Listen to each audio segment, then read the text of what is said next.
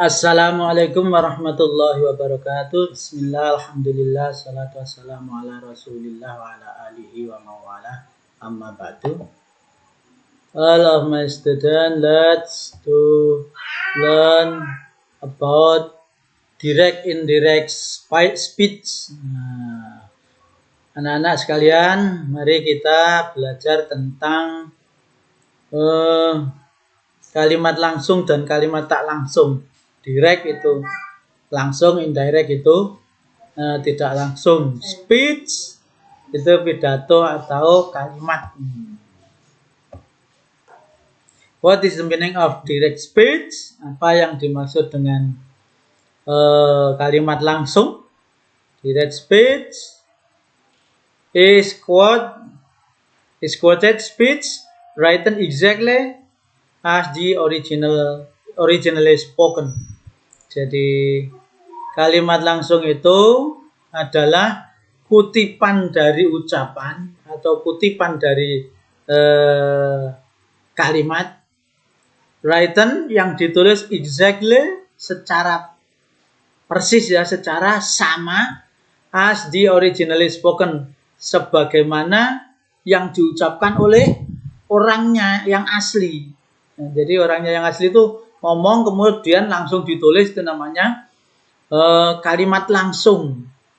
Kalimat yang diucapkan secara langsung atau dikutip secara langsung dan ditulis secara sama persis sebagaimana aslinya. Characteristic of direct speech. Ciri-ciri kalimat langsung itu bagaimana?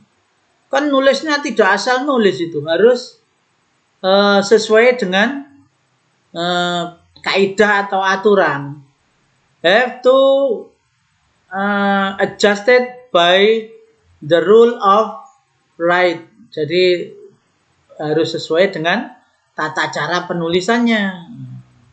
One, nah ini aturannya, the rule.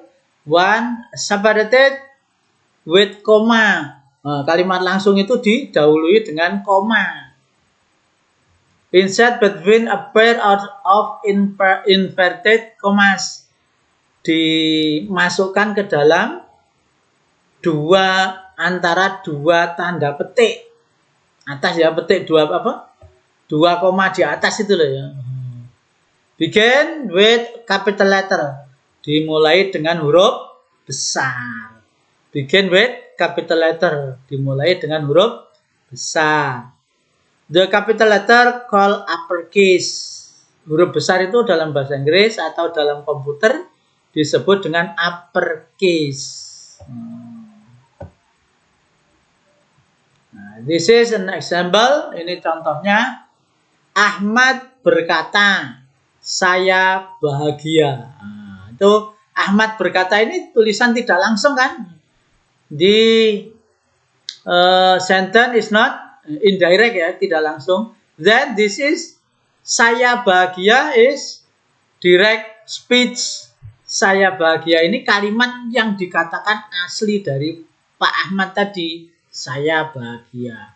Di karakteristik ciri-cirinya, one is comma like this. Nah, ada komanya kan? Ahmad berkata terus ada koma. Then give a inverted commas. Dimasukkan tanda kutip, koma yang di atas dua itu tanda kutip namanya. Quote sign, tanda kutip ini dimasukkan, kemudian dimulai dengan huruf besar. Then begin with capital letter or uppercase. Dimulai dengan huruf besar. Nah, ini kalimat langsung. Kalimat langsung pasti ada dua petik ini terus di tengahnya. Jadi diapit oleh dua petik, inserted commas. Saya bahagia itu kalimat langsungnya. Kalau Ahmad berkata ini namanya kalimat pengantar, introduce word. Okay, like this. This is a comma. Before the speech, the direct speech is comma. Sebelum kalimat langsung pasti ada komanya seperti ini. Then inverted commas ada tanda petik dua ini ya. Tanda petik yang di depan dan di belakang. Last dan yang terakhir, give a capital letters. Dimulai ya, bikin by capital letter. Dimulai dengan kalimat huruf besar atau sering disebut uppercase. This is distinction. Ini adalah perbedaan different with direct speech and direct speech. Jadi direct speech or indirect speech. Jadi ini yang kalimat langsung, ini yang kalimat tidak langsung. Kalimat yang langsung contohnya seperti ini. The direct speech like this.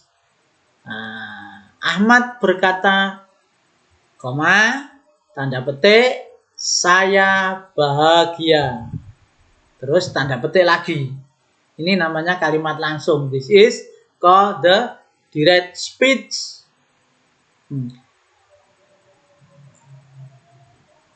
Then yang kedua kalimat tidak langsung di indirect speech. Indirect speech itu kalimat tidak langsung. Indirect speech. Ahmad berkata bahwa, ada bahwanya, ada tambahan. Dia bahagia. Ahmad berkata bahwa dia bahagia. Indirect speech, write dia, pronoun. Kata ganti ke dua, dia. Tapi kalau langsung kan yang berkata Ahmad kan saya. Saya bahagia itu kata Ahmad. Tapi kalau kita yang mengatakan kan Ahmad berkata bahwa dia bahagia. Bedanya saya jadi dia. The difference, saya become dia. I become a he or she. Nah, itu kan. Ini perbedaan, yang atas itu kalimat langsung, yang bawah kalimat tidak langsung. Above is the direct speech and the below bottom is indirect speech. Oh, look, this is a pronoun one. Ini kalimat kata ganti yang pertama, saya. Tapi kalau ditulis tidak langsung, become pronoun two. Kata ganti kedua. Atau dia. Kalau ganti ketiga apa? Mereka itu kan. Gitu ya. Saya, dia, kamu, dia. Dia itu kata ganti ketiga ya. Pronoun three. Nah, kata ganti tiga ini, bukan dua. Kalau dua, kamu. Saya itu pertama, kamu itu kedua. Then, dia is third, yang ketiga. Dia, salah ini ya. Apa? I think enough. Akhirul kalam. Wallahul muwaffiq ila aqwamit thoriq. Wassalamualaikum warahmatullahi wabarakatuh.